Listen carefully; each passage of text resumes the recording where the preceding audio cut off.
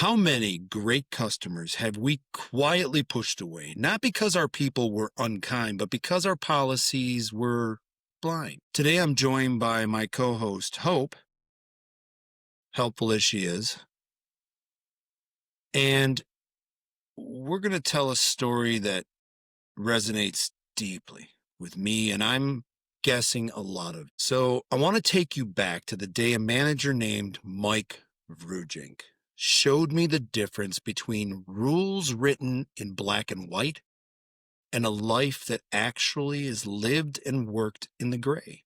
And if this lands, tell me your takeaway in the comments and please subscribe.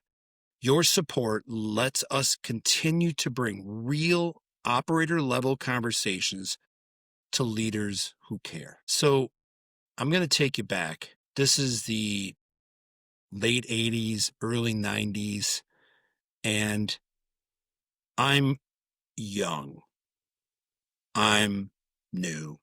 I'm a teenager, and I'm working at a club called Ultra Body, located in Grand Rapids, Michigan.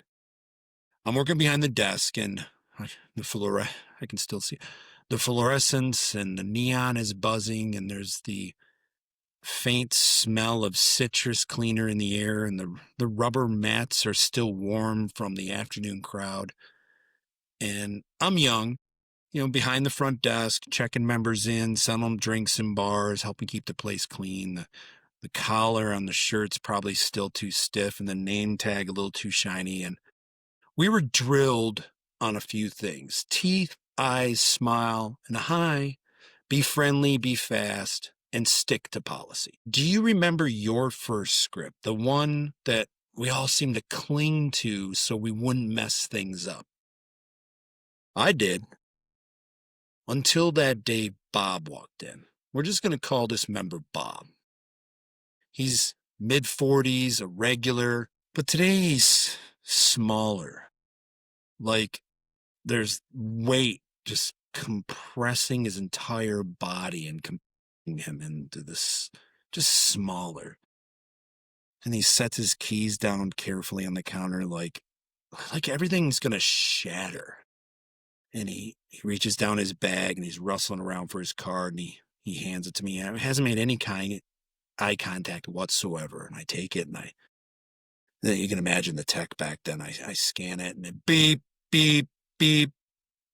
Screen lights up red, past due. I want you to imagine, what does your body do in that moment? I bet it's a little similar to, you're in a line at Starbucks and there's a whole bunch of people behind you and they swipe your card and it's declined.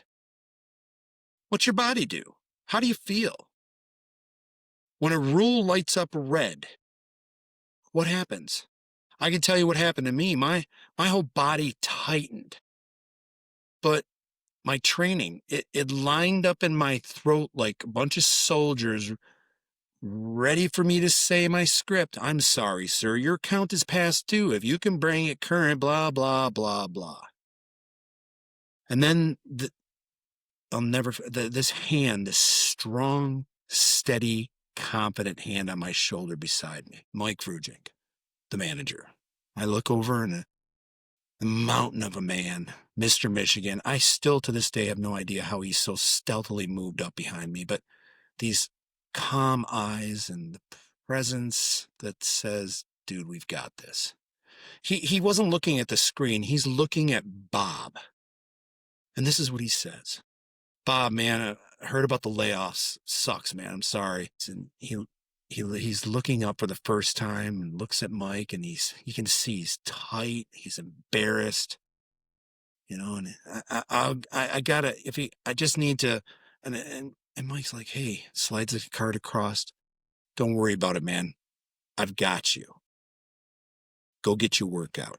And before Bob could put his card in his bag, Mike reaches into the cooler, grabs a ripped force, and says, hey, Bob. Bob looks up and he tosses it to Bob, and Bob catches it. And it's on me, man. I want to hear those plates clink today. That's the only rule.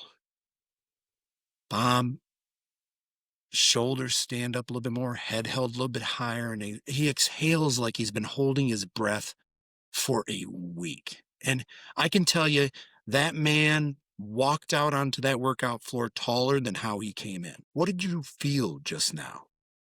Did you feel relief? Did you feel discomfort? Did you feel maybe a little of both? Bob disappeared in the workout floor, and I remember Mike turned to me, and there was no lecture.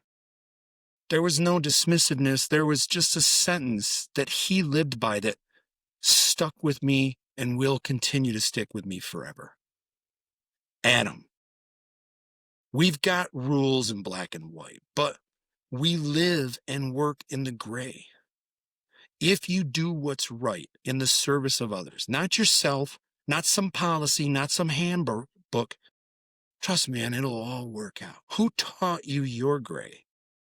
Were you lucky enough, like I was, to have a Mike Vrujink in my life that taught me my gray?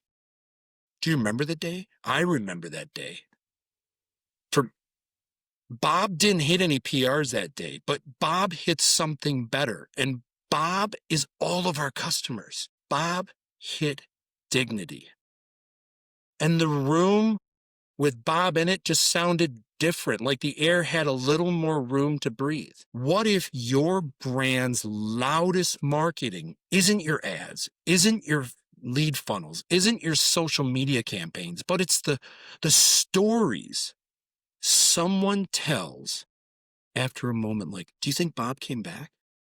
You're damn right Bob came back. Bob squared things up. Bob kept coming back. He brought friends. He brought more friends, and his friends brought friends. And I can tell you something else shifted that day, not just for me, but for the entire team.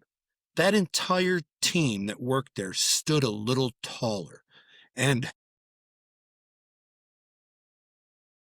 I still get emotional about this story because I don't think people get it. Morale follows meaning. I ran into Bob years later. I wasn't working there anymore, and I just happened to ask him about that time. And he's like, he said something that resonates. You know what? You guys saw me. I wasn't a member. I wasn't a customer. You saw me. I want you to think about that. Do you see your members? Does your staff see your members? The human on the other side of that desk, on the other side of that weight bench. And I know, I've worked with so many of you operators over the years. Here's the tension you might be feeling. But Adam, if you let one exception slide, don't you open the floodgates? Don't you lose control? And here's what I'd say, and I've said it before, only if the exception is random. Mike's wasn't random. It was educated judgment with a spine, the kind that quietly asked 3 questions before saying or doing something. Is anyone less safe if I say yes? Is anyone less fairly treated if I say yes? And does yes protect a relationship that protects this business, which protects the employees and their families, that protects the members or customers and this community? Think about that.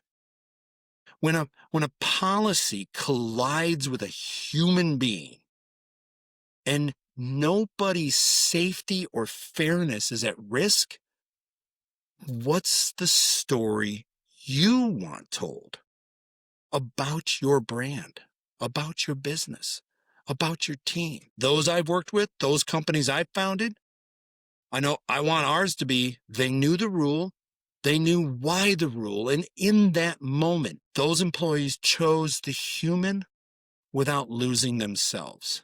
I empowered them to make a call on the fly. Next spring, I have a book coming out. It's called Do Not Read This Book. And I wrote in it, policy is intention on paper. Experience is perception in a person. When intention crushes perception, you become the villain in your own story. Think about that. I mean, what would change tomorrow if your team believed that the red beep was a tool and not a verdict? I mean, I work out at lots of clubs, travel a lot, visit a lot of different places, and I still hear sometimes the beep, beep, beep, and I still feel Mike's hand on my shoulder, steady as a metronome. Listen, when the screen screams no, what does your conscience say?